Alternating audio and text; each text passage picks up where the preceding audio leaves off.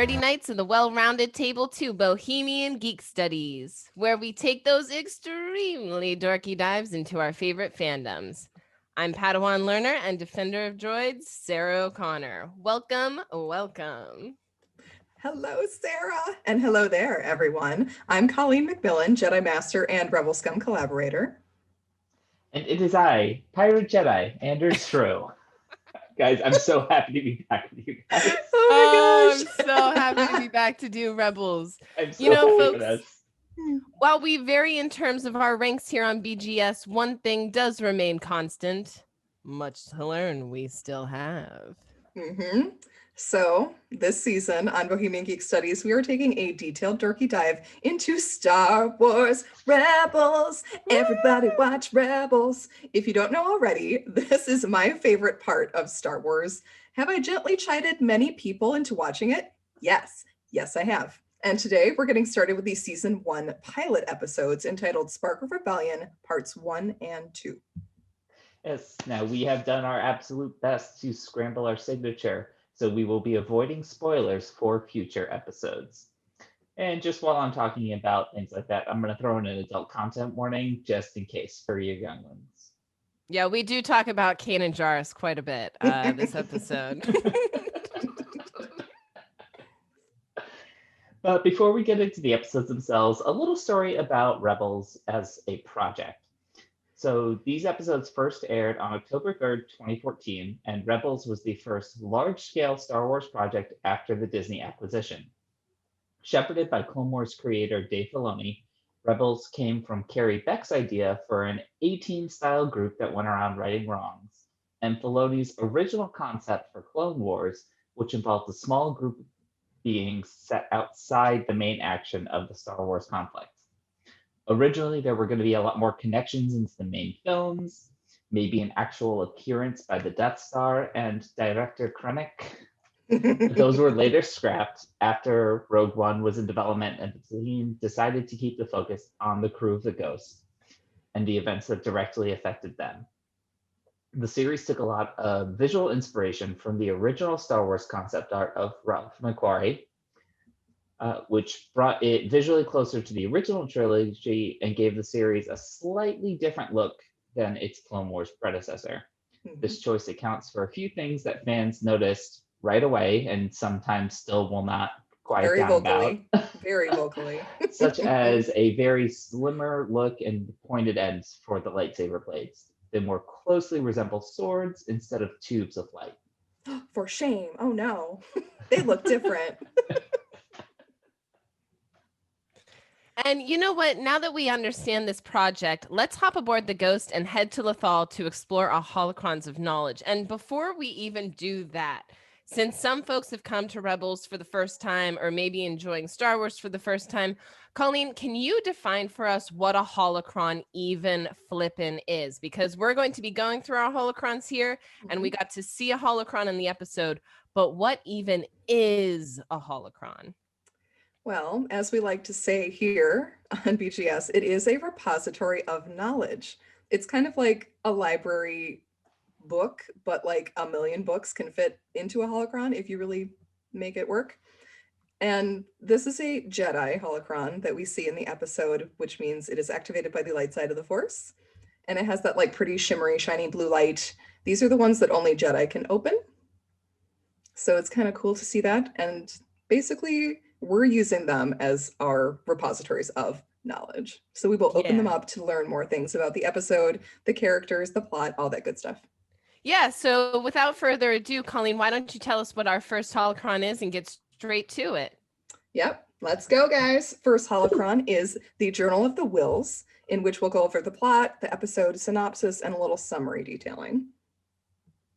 And can I just ask Colleen? Yes. Yeah, what is the Journey of the Wilds? Because I didn't know this ahead of time, but we're starting out with our first holocron of it, and I'm already going, wait a second, I'm confused. Padawan learner, what are we even talking about here?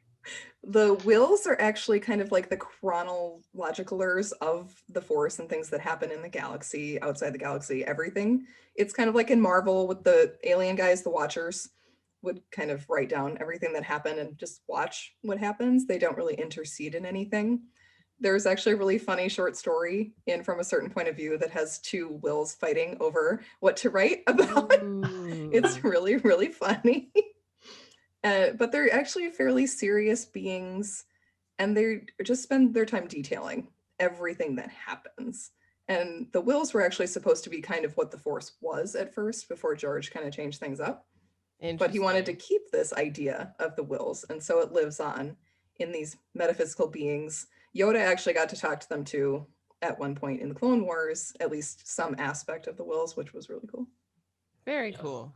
And I do believe in Rogue One, the two characters we meet on Jeddah, the two team members from there, they are the guardians of the wills. They're part of that group. Yeah.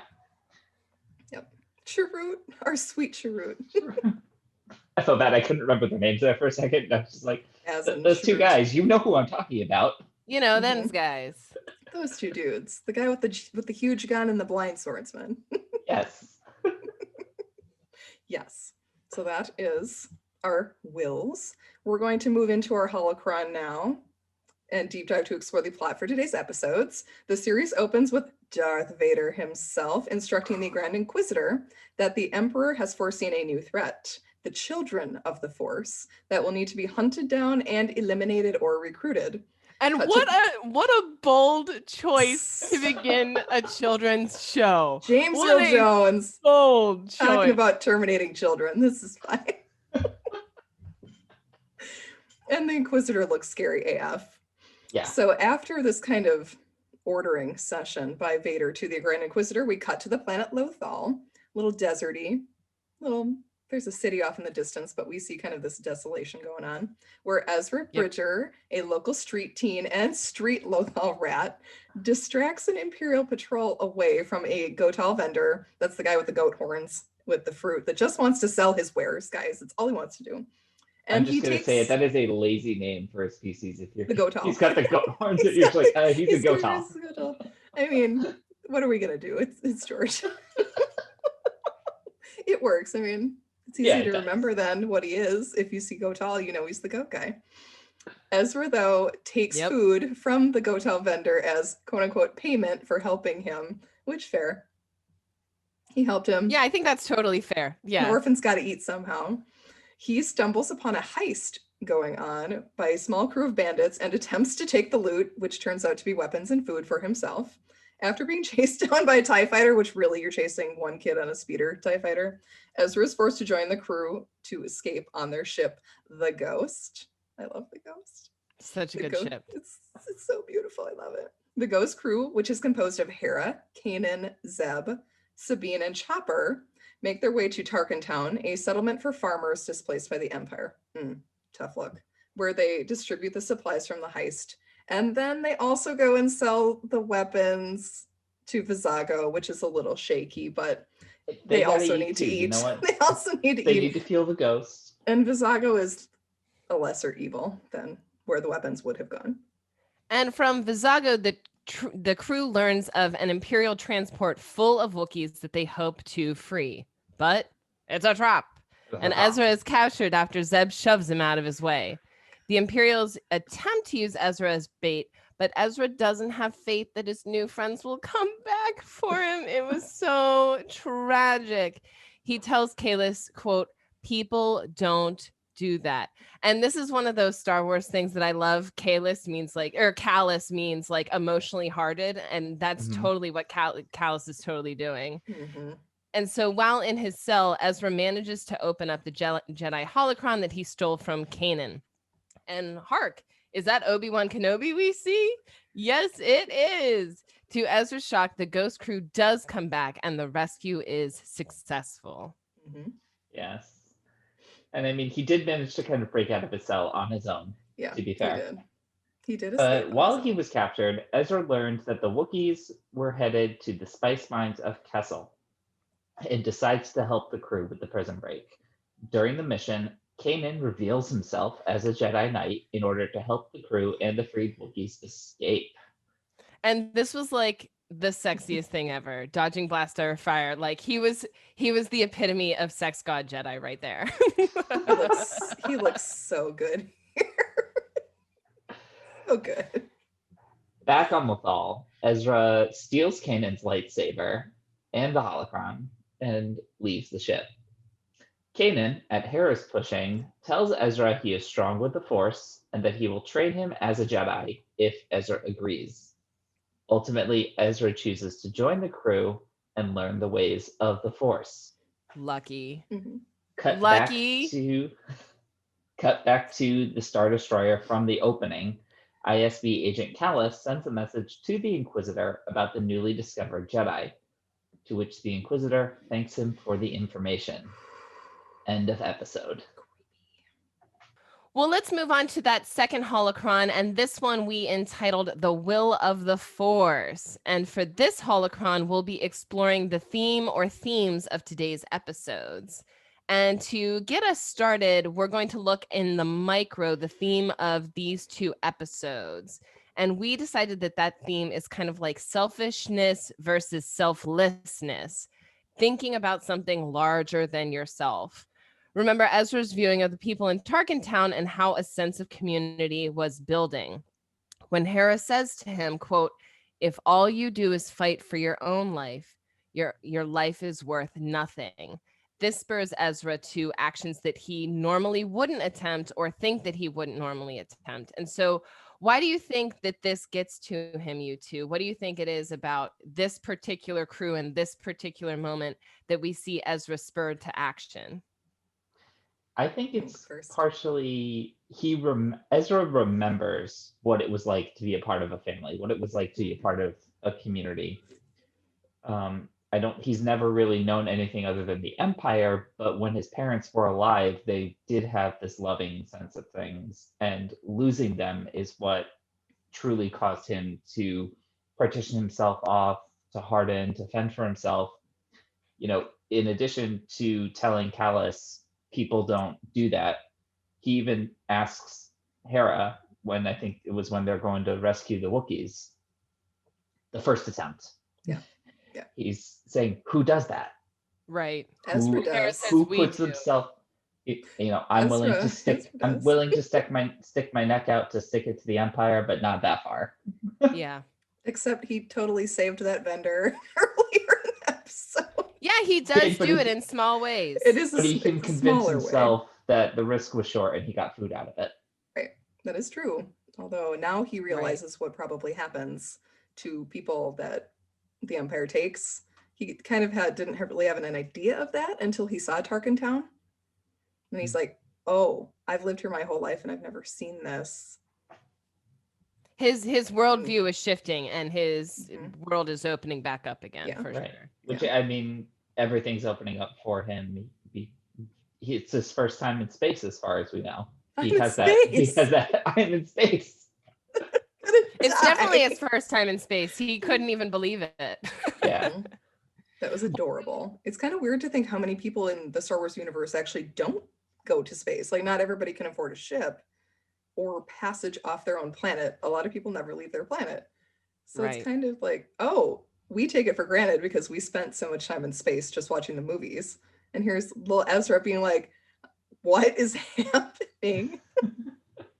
He jumps right in. And it's important to remember he's only 14 years old. And so to not have parents, what do we expect from him except for wanting to survive at all costs? He's all by himself. I mean, selfishness here really has to do with him surviving as a Lothrat. Mm-hmm. Yeah. Yes. Well, do we agree with Hera's assessment that your life is worth nothing if all you do is fight for your own life? I think she's trying to spur him to action a little bit, but she also does very much believe in this. I think in this galaxy, a lot of people don't have the chance to live for anyone but themselves, but they also have families too. So they're living for at least maybe one other person. Whereas she sees Ezra as being alone, only living for himself, making the choice to only live for himself. And that I think is why she's kind of pushing him, because she's like, she asks like, are your parents going to be worried? And he's like, I don't have any parents. She's like, oh.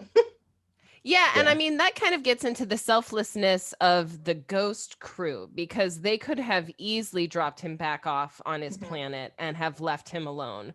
but Yep. they chose not to be selfish and bring along this newbie. Right. And I think it also gets, I think the key word in that statement, honestly, of Hera is all.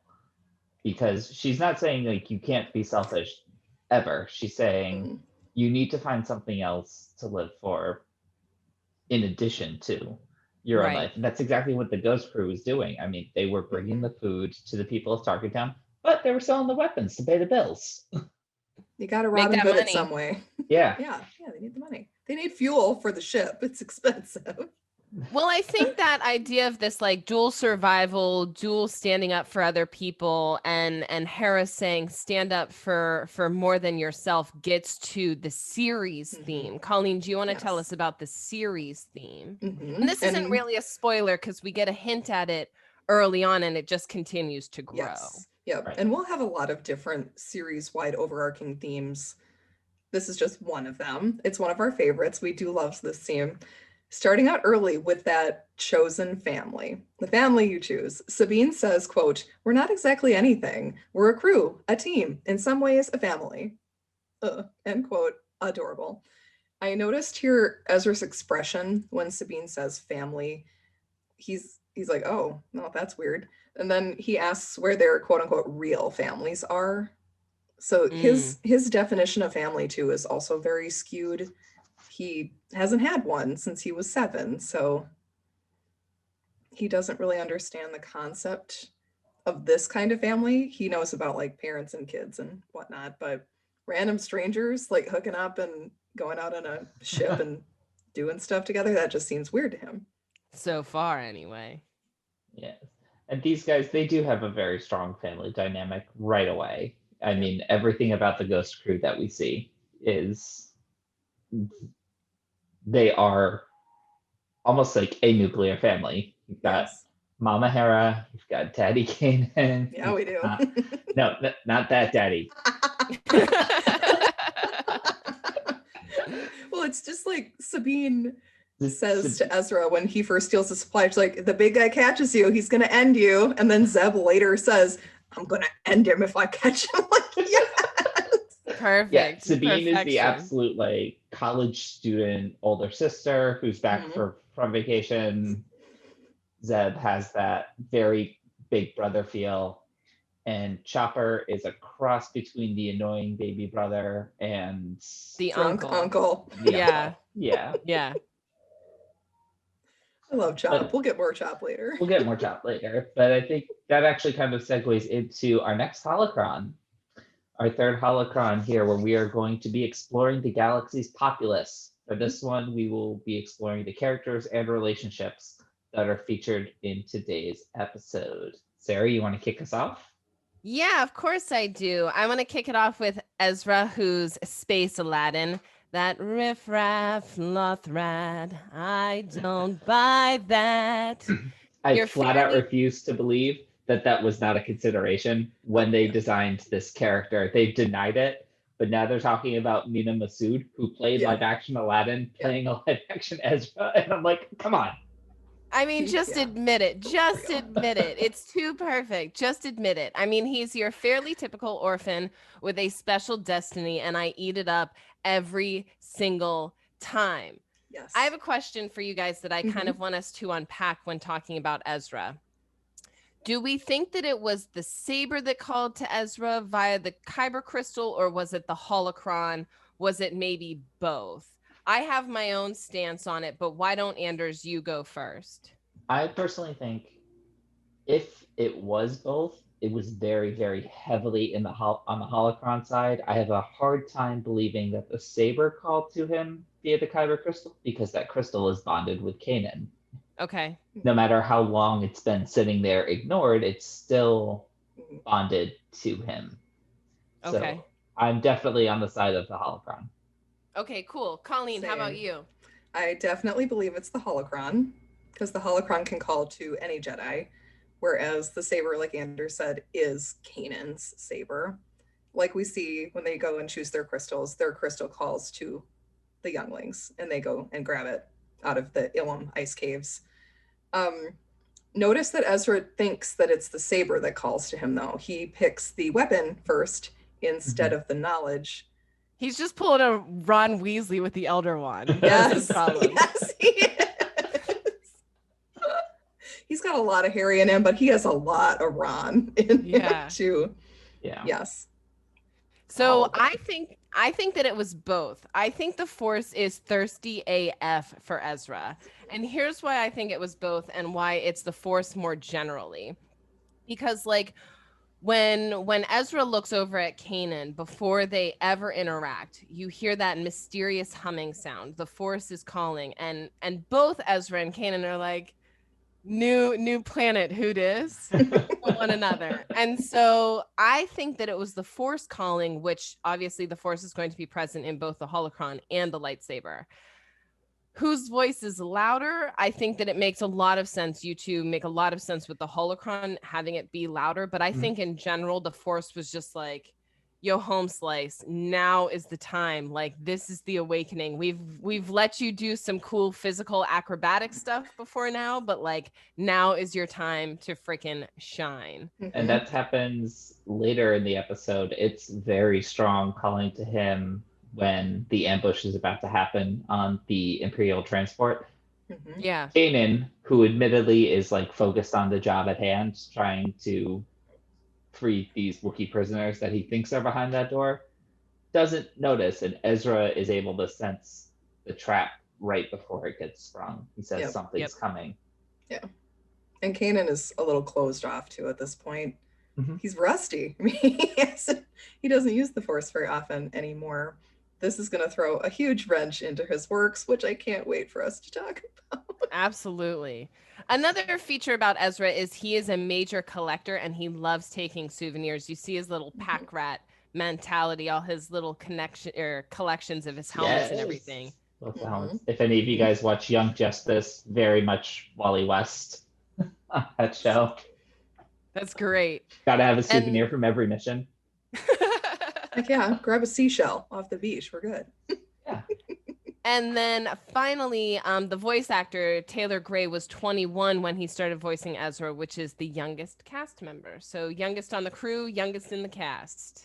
Just a baby, just a wee baby. All right, next we're going to go to Space Mom, Hera. She is an ace pilot and the owner of the Ghost. Hera comes across as warm and caring immediately. Like, you can just tell, you just want her to hug you and tell you everything's going to be okay. I want her to be my aunt so bad. Oh, yeah. Like, where is Hera in the real world? How do I hang with this woman? For real. I love her so much. And this warmth and caring really helps her get through to Ezra. She's the first one that kind of breaks through his tough exterior and reminds him that he could help people if he chose to. Yeah. And then, of course, her and Kanan, they seem to know each other pretty well and have a fun kind of teasing rapport. I'd love to have a teasing rapport with Kanan. Like, make this happen. She's very much in control. She is pushing Kanan a lot in this episode. She's designing, or not designing, but she's saying, give Ezra the test, which they definitely know each other well enough that she is aware of what that could possibly mean. Yes, definitely. They've been together a really long time. Yeah, how long, Colleen, have they been together? Do you know? I think roughly? At this point it's like 6 years. I'd have to recheck when A New Dawn is set, but I think it's 6 years. So they've been like a crew together with Chop, of course, Chopper, third wheel Chop, for a really long time. And I just love it. I think Kanan is called Spectre 1. Right. But let's be real, Hera is actually Spectre 1. Yes. Hera this is like a deflection away from Hera being the one who's in control, so that people would think Spectre 007. Yes, yeah, she is the one calling the shots. And Kanan listens to her, like he talks back and is a sass monster, but he pretty much listens to Hera. I do love Vanessa Marshall's performance as Hera. She's just pitch perfect. She, in the novel A New Dawn, she has this like melodious voice that Kanan is like attracted to immediately, and Vanessa Marshall is so perfect here. Along with Stephen Bloom, she's the most experienced of the vocal performers in the main cast, with hundreds of roles under her belt. She also brings forth that peak mom energy that we love between her banter with Kanan and calling Zeb by his full name when she's mad at him. Oh, that was excellent. Dear Zeb Aurelius. He's like, oh no, Mom is mad. I love it. I love Hera. We'll get more Hera. Yes, we will always get more Hera. And then, of course, we also have Kanan, Spectre 1, who's about to let everyone in on the secret that he's been hiding for 15 years, but is just ready on a dime to go with. Ready to go. Yes. But this was a pretty big reveal in this episode to see a fully fledged Jedi, especially because we at this point have not known anything beyond Revenge of the Sith, where all of the Jedi except Obi-Wan and Yoda go kaput. Mm-hmm. Right. And then Empire Strikes Back and Return of the Jedi, where Yoda is pretty adamant in his statements on there are no more Jedi except for Luke Skywalker. So this idea that we could have one set in this time period kind of threw us through a loop a little bit. Right. Yes. And that backlash could have been huge. It was a little bit. It was a little bit. I'm not as bad as it could have can't been. comment. Spoilers. Yeah, we'll talk about it more later when Yes. it won't be at a risk of a spoiler. Good call. Mm-hmm. Yes. But as we all know, Yoda is not actually omnipotent, and he's pretty cagey with the truth. And to be fair, Yoda makes that pronouncement when Rebels is over, and again, more spoilers. More spoilers. Mm-hmm. Trying really, really hard not to spoil things here, guys. This is a difficult thing for us to do. Episode 1. Kanan also displays some very Obi-Wan-like sass very, very quickly during that speeder chase, Mm-hmm. with his little banter back and forth with not only Zeb, but Ezra and the Stormtroopers. And he is voiced by Freddie Prinze Jr. Who is a total heartthrob. Yeah, sorry, you knew I wasn't going to say that one. Yeah, I mean, you can. It's an undisputable fact that he is a total It is. heartthrob. Babe. Total babe. And speaking of other heartthrobs, at least when it gets to our hearts moving, Sabine, Zeb, and Chopper will be covering them in the coming weeks so that we have more to talk about next week. So, Colleen, why don't you tell us about our next character? Ooh, talk about also pretty darn good looking dude. Callus. Mr. Callus. ISB Agent Callus was originally envisioned as a Chiss warrior, one of Thrawn's people. We'll get to Thrawn later. This is why too. You like him. Not necessarily. If bad, why delicious? Yeah, exactly. Why are you hot though? I love Callus. His character mock-ups included that kind of blue skin and the glowing red eyes, which I also would have been fine with if he had turned out to be a Chiss. But it also would have been really strange at this point in the Empire for another Chiss to be around. So I'm kind of glad that they scrapped that. The show's co-creator, Carrie Beck, said that David Oyelowo, who is the vocal actor for him, oh my God, he sounds amazing. He was able to bring, quote, a voice that is very authoritative and very commanding and very cool without betraying any sense of insecurity or weakness. Aye, aye. Which I would agree. He sounds great, guys. He sounds wonderful. Could listen to David talk for quite some time. And Anders, who's our other baddie. Yes, lastly, our last baddie here, we have the Inquisitor, voiced by very literal legend Jason Isaacs, Lucius Malfoy, in case anyone was unaware. Who dat? The Inquisitor is a Padawan. Did I say that right? I think so, Padawan. Padawan.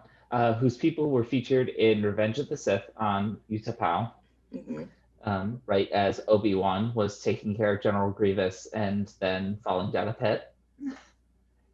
We don't really know much about him. He opens and closes the episode, but we really know nothing about his mission and deference to Darth Vader. The mission seems to coincide with Project Harvester from the Clone Wars. And what is Project Harvester? Taking them kids. Yes, Project Harvester. This will actually, I think, lead us right into our next Holocron when we talk about Easter eggs and connections. Project Harvester was trying to snatch up Force-sensitive children from the actual episode of Clone Wars entitled Children of the Force. Okay. And that's different from the Jedi snatching of children who are Force sensitive. Right. No, the Jedi I mean, the were Jedi asked recruiting permission. children. Yeah, the Jedi asked permission. The Jedi asked permission lightly. You say potato, I say potato. I mean, I Tomato, guess Cad Bane kind of did too in Clone Wars. He didn't just take the kids, he went and pretended he was a Jedi so that he could take the kids. Oh my goodness. Pretenses. Oh man. Well, why don't we head into that fourth holocron, binding the galaxy together? And in this holocron, we'll be talking about homages and Easter eggs of today's episode.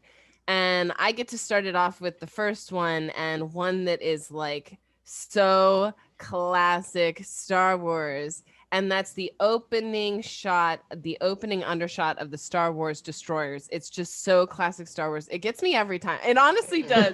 It literally gets me every time. I am a sucker for it. It gets me every single time. It just looks so cool. And And the dangerous. animation in these is getting so good. Mhm. Absolutely. Yeah. And then almost immediately after that, we have Vader's hologram, where they did in fact get James Earl Jones to come That's back wild. and do this. Which Mhm. I'm gonna say, if you're going to do that, you can't not have James Earl Jones. Like no one else could ever voice Darth Vader. They really can't. And very, very early on in the opening moments on Lothal, the Imperials are arresting that Gotal farmer and instructed to take the prisoner to cell block AA-23, which is the same number that Leia was stashed in on the Death Star. Oh, that's a cool one. That's a really cool Excellent. one. I love that. I love the callbacks. This is so great, guys. Okay, Yes. this one is one of my favorites because he looked good too. Obi-Wan's holocron. Looking fly. Just always straight up You hot. guys spent too Pretty long fly on for a Outlander. Jedi. What, Anders? You guys spent too long on Outlander. We are so thirsty. It's not even. It's actually silly. There just wasn't a lot going on in the going on department in parts of the last season of Outlander. We got to stretch. Yeah, it over now to we've here. got Obi-Wan, we've got Kanan, we've Mhm. got check your age Ezra. Yeah, he's cutie pie. Oh my gosh. So the holocron, fun fact, Kanan is actually the one who gave Obi-Wan the idea to use the Jedi beacon at the temple as a warning instead of as a call home. It was originally intended to be a everybody come back to the temple right now. But this is like a new use for it. As a youngling on Coruscant is so adorable. Kanan is the cutest youngling of all time. Kanan asked Master Kenobi whether the beacon could ever be used as an alarm, which really shocked all of the other Jedi present. They were like, why would we need an alarm? We're the Jedi. That's so short-sighted for them not to realize. That's For real. so insanely short-sighted. I didn't understand. I read it in A New Dawn and was like, what? You guys never thought that you might have to be warned away from Coruscant? All right, hubris much. And then we also know that Kanan received the message from this holocron from Obi-Wan, but so did Sarah Junda, who is one of the protagonists of the game Jedi Fallen Order. In addition to getting this message cameo from Obi-Wan himself, Kanan uses Obi-Wan's own description to define the Force to Ezra in these episodes. He says, And I'm gonna giggle at the second sentence. that's perfectly well and good because I also will probably giggle. He tells Ezra, quote, "It surrounds us. It penetrates us. Yes, it it binds the does. galaxy together." We're so sorry, Anders. No, we're not. Let's not lie. Yeah, you're And not. then- No, you're not. And then next, I loved this part too, when Ezra has the lightsaber for the first time and turns it on. Kanan's basically, "You'll chop your arm off, kid." And that again is so classic Star Wars. Yes, Yes. and such Unfortunately, a dad moment also. no one did this time. I don't think. I don't think No. anyone lost a limb. this No one lost episode. limbs. No fingers were lost. Everything's fine. And we mentioned this earlier in the opening, mentioning Children of the Force is very telling for what we should expect from the series. Ezra is a child of the Force and could definitely turn into a threat for the Empire. Children of the Force is also a name of the Clone Wars Season 2, Episode 3, where the Jedi are uncovering a conspiracy to kidnap Force-sensitive children before they can be recruited by the Jedi. Mhm. Always busy, Taking that them to- Palpatine. taking them to Mustafar, I think, right? Mhm. And then this one might not actually count as an Easter egg, but I laughed so Yeah, it hard tickles when you. when I It's rewatched funny. this one. So this connects to something outside of Star Wars. So Ezra is in the cell on the Star Destroyer, and he's luring the stormtroopers in to the cell, and he shouts out, "My uncle, the Emperor!" And it's just such a classic, like, Disney style move. Again, this is the first big project that Disney took on with Star Wars, so Wild. it made me think of Thor Ragnarok and Thor and Loki playing Get Help, Hate and that game. going, oh no, you love that game. Love it. And then going all the way back to D2, the Mighty Ducks, when Goldberg and the team are trying to con their way into like an exclusive Rodeo Drive store, and he claims he's Aaron Spelling's nephew. Aaron? Aaron Spelling? No, Hank Aaron. Of course, Aaron Spelling. Oh my goodness. Mighty Ducks Game Changers yeah. coming this March. Now we will move into our fifth holocron, which we are calling Conjecture at the Cantina. This is where we'll get a chance to kind of ask each other our own questions about the episode, try to answer them, and explore some wider Star Wars lore together. Colleen, kick it off. Yes. So we're also going to kind of cover like what Dave Filoni and some of the crew members have to say about these episodes. One of my favorite things when I was initially watching Rebels was to also watch, like, kind of for extra credit, because that's just how I roll. For Rebels is an online show called Rebels Recon. Host Andy Gutierrez gently grills Star Wars execs and voice actors about each episode. These first two episodes were treated like a film and actually had an official premiere, like red carpet premiere. It was really As cool. it should be. Yes, I would have loved seeing this in the theater. That would have been so cool. Filoni shared with Andy that they showed George Lucas this quote unquote film and that he loved it. Aww. Which is pretty big praise coming from the world's creator, as he handed the Star Wars reins over to the Disney team. Basically handed it to Dave Filoni, let's be fair. Like, here you go, here's my baby. Do with it what you will, but be kind. Yeah. And so when I was watching this episode this time, I kind of had a question for you guys. Do you think that Ezra has ever kind of felt like he's quote unquote special before? Because he's doing some stuff in these episodes. Like, some of the more intuition force abilities might be newer, but he's pulling off some moves in this that you gotta think, I'm not like other kids. Yeah, if I can quote Rubius Hagrid, "You're a Jedi, Ezra, and a bleeding good one at that." Because like it's so true that like he does those force jumps without even thinking about it, without even seeming surprised, without even questioning his own abilities. He just fluid like water gets the job done. So I think it's very akin once again to kind of shout the Harry Potter references, where these younglings can do incredible feats that might seem slightly unusual, but because they haven't been taught any other way, it might just be, I'm a little bit more special in certain regards, but I can't certainly be Jedi special. Yeah, like Harry ends up on the roof and he's just like, I guess I'm on the roof. He doesn't question it. He doesn't accept it Harry's like powers Tom of Riddle. observation never really improved beyond that moment. So Right. true. I think it helps too that Kanan was there. Like, maybe that kind of sparked even more growth, like a kind of ripple through the force that Ezra might not have ever felt before. This could have been maybe. Like, I mean, yeah, if Kanan's making him feel things he's never felt before, I totally believe that.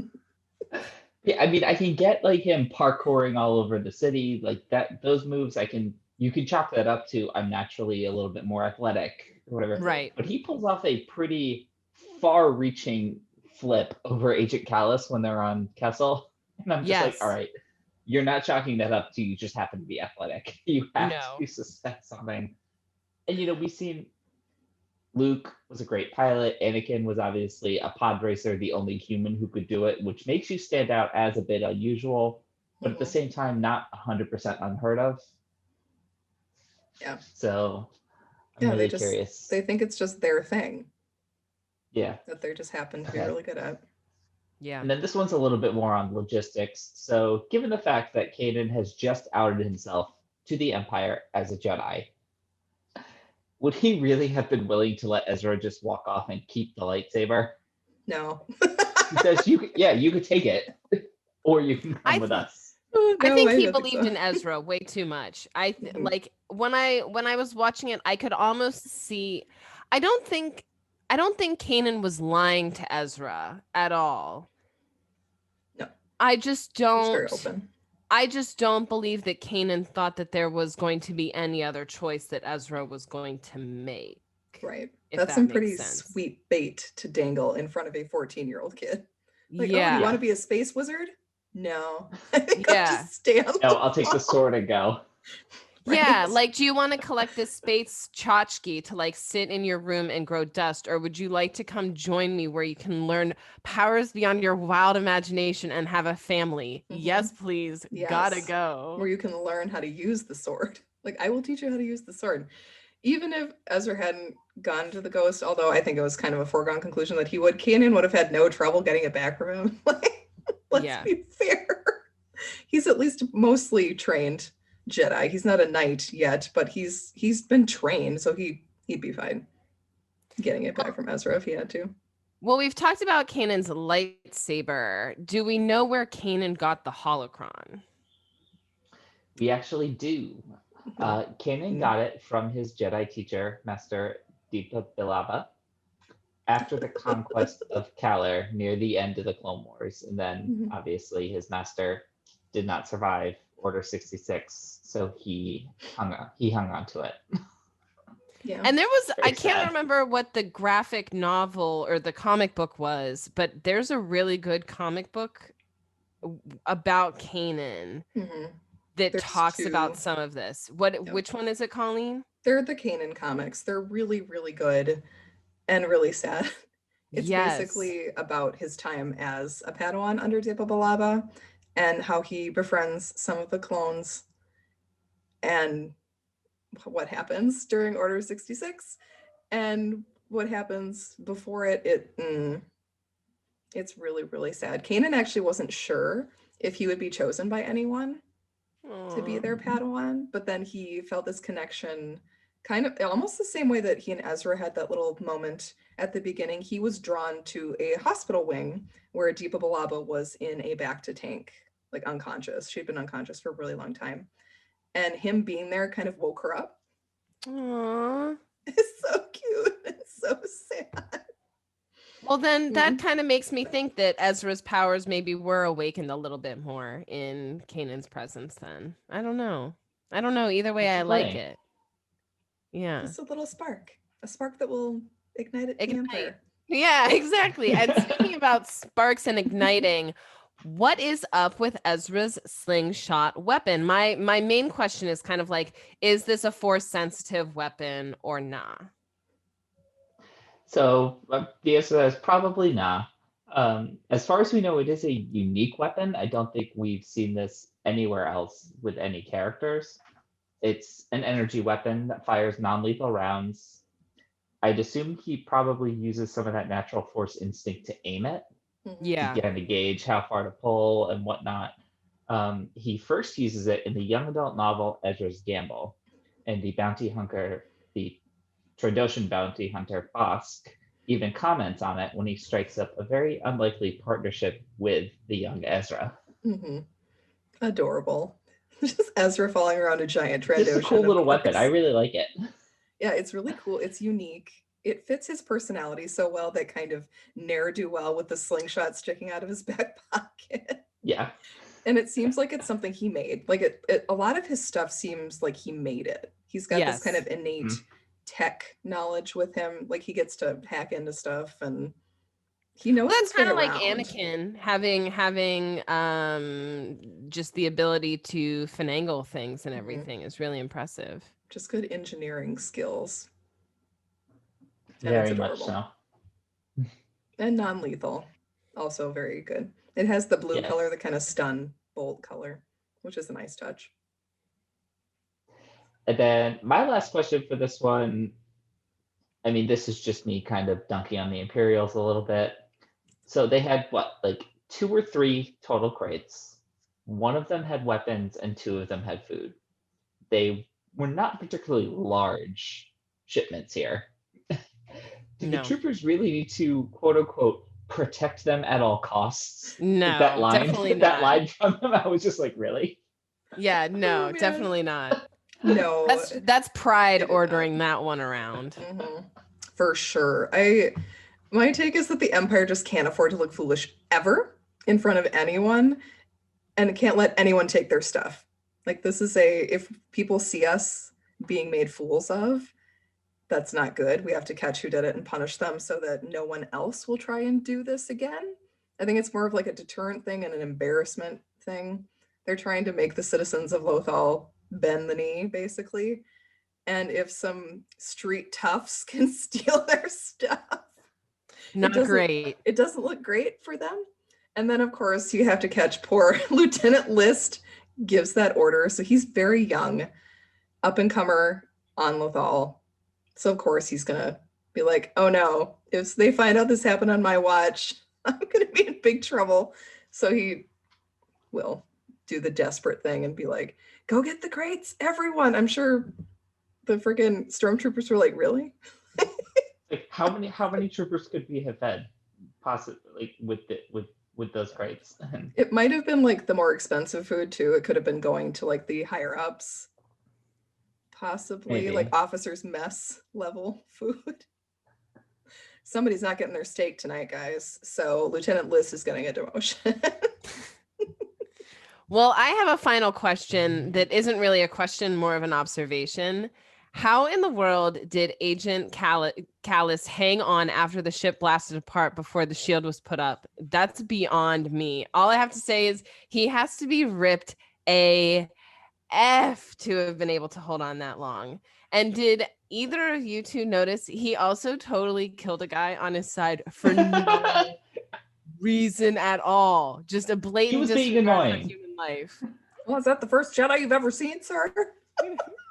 I mean, it's Star Wars. Obviously. We had to have someone totally just fall off a cliff. Yep. Yeah. Callus has a lot of living and learning to do still. Yes. Randomly just kicking that stormtrooper. In terms of his strength, he is an ISB agent. They are kind of elites in terms of fighters, and Callus is I very think he elite. has. Callus is very elite. He has some things, I think, in future episodes that we will get into about his past that hint at his kind of very strong warrior nature that would indicate that he would, in fact, be that strong. Yep. Well, I think this is a great place for us to head to our 6th holocron. All right, everybody. Like Sarah said, we're heading into our next holocron, number 6, the Newbie from Naboo. Yahoo!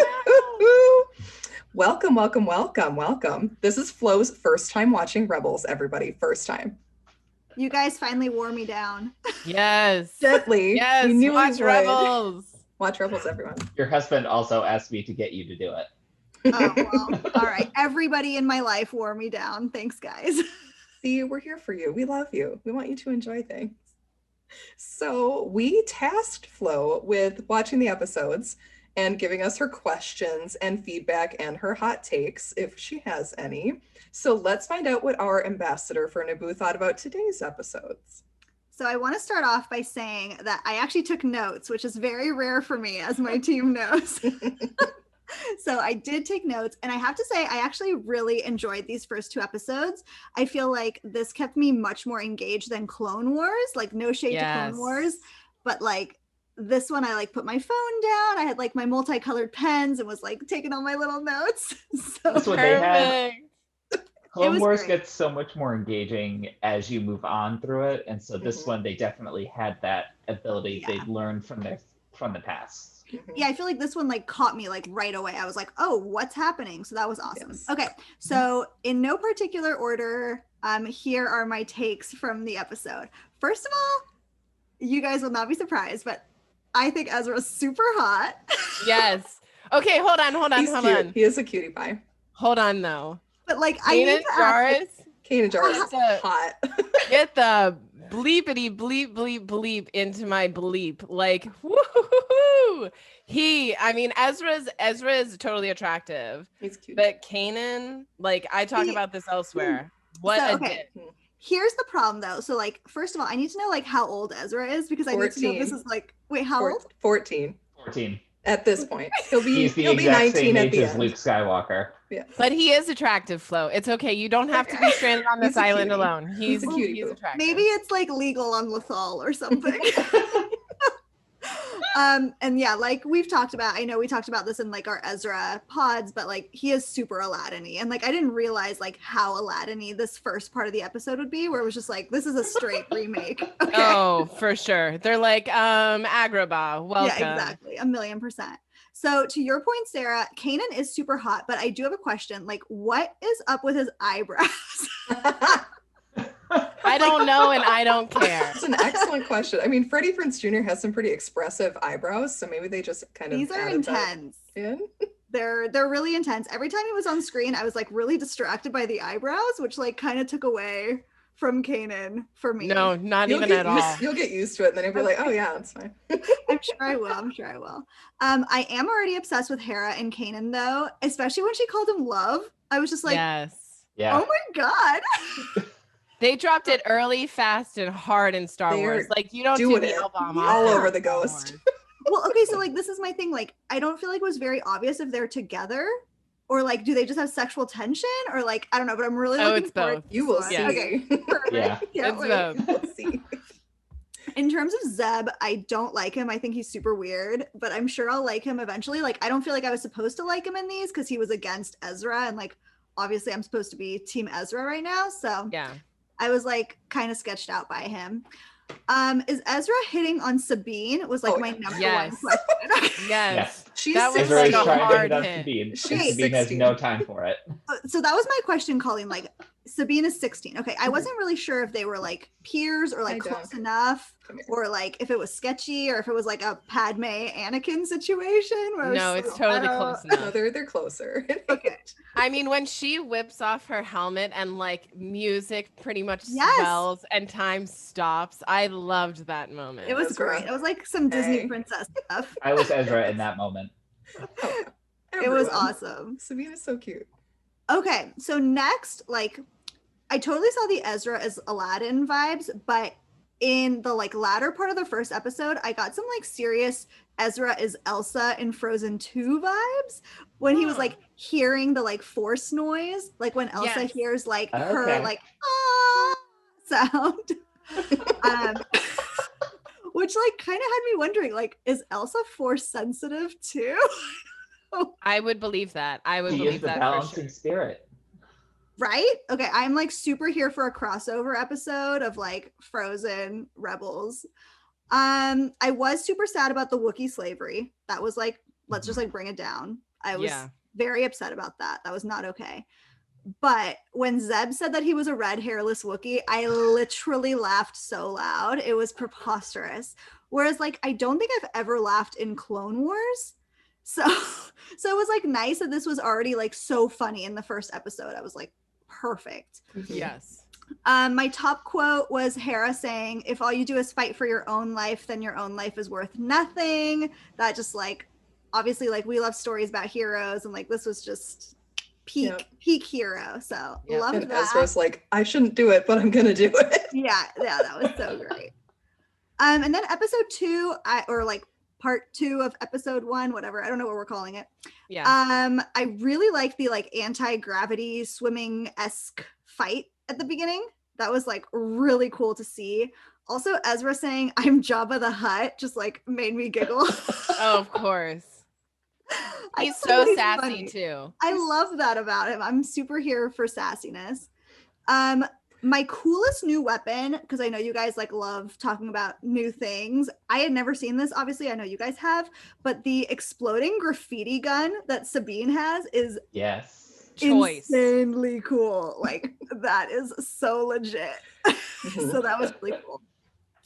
And then to your point, Sarah, about Kanan, that man has such BDE when his lightsaber is in his hand. Oh my god. I'm about to let everyone in on the secret. Woo! Ooh, that was wild. He just was just like, hold on.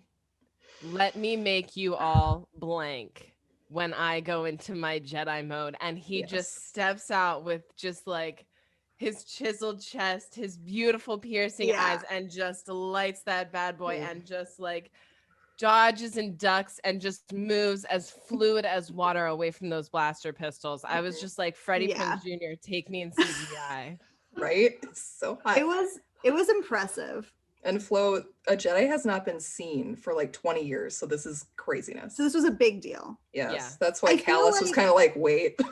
Right, so I don't feel like I got that as much because like obviously I see Jedi all the time, and it felt like he wasn't super like hiding it because he just like was like, oh yeah, all right, whatever, gonna whip out my lightsaber now. So he also hasn't taken out his lightsaber for like 15 years. Well, girl, he is not out of practice, okay? No, he is good out there. That was really good. I liked Ezra looking out onto Lothal. It was like very Luke on Tatooine vibes, just like surveying the land. And then my final take on these 2 episodes is that I cannot take Agent Callus seriously because of his extremely Cinna from the Hunger Games beard. Like, I just like, I don't understand what's happening with the facial hairstyling in this show, but it is wild choices. Wild. So I don't know. I think like they all like need to go to like a different European wax center or whatever. Like they need to go somewhere different. Yep. And that was it. That was my take. I'm like super excited for watching more. Like I've stopped myself so that I wouldn't have spoilers, obviously. And I can't wait to keep watching. So yeah, we need to crank out these episodes so I can watch. Yeah, we gotta go. We gotta blast off. But mostly like it's just so good to be back with the 3 of you. I've missed you guys. Yes, I miss you guys. We're back. Also, I'm really enjoying Sarah trying to censor herself after this many weeks of you guys doing Outlander. Yes. I'm trying to be a lady, and it's failing because Kanan is there, and I'm like ready. Yeah.